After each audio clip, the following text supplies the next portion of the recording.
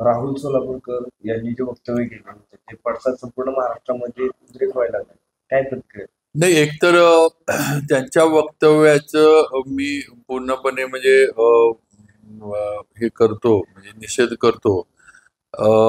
दुसरं म्हणजे त्यांनी हे वक्तव्य कसं केलं, कुठल्या हेतून केलं, हे ह्याच्यामध्ये खोलवर गेलं पाहिजे. एकतर स्वतः कलाकार आहेत, स्वतःला कलाकार म्हणजे त्यांना वाटतं की आम्हाला समाजातलं सगळं कळतं, आम्ही फार मोठे आहोत, हे ते.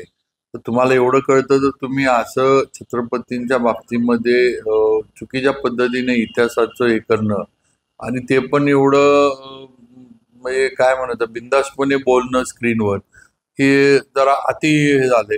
त्यांच्यावर शासनानं ताबडतोब योग्य ती कार्यवाही करावी. त्यांनी माफी मागू दे, काही करू दे, त्याचा काही उपयोग नाही.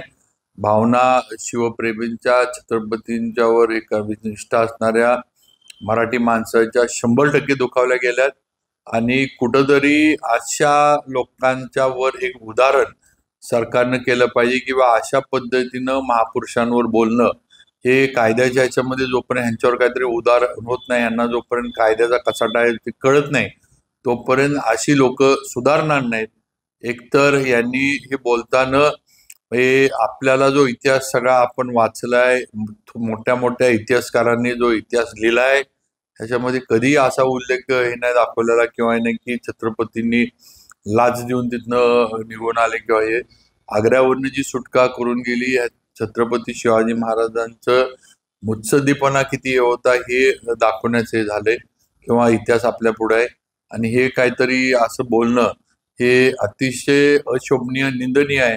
मी पूर्णपणे त्यांचं, राहुल सोलापूरकरांच्या वक्तव्याचं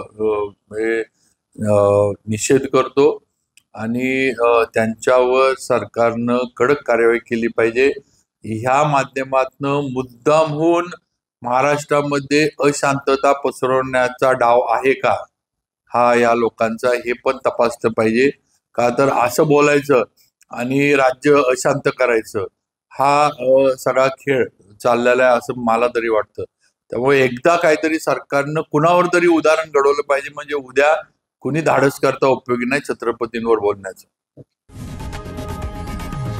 लोकशाही मराठी ऐका, पहा, जागरूक रहा.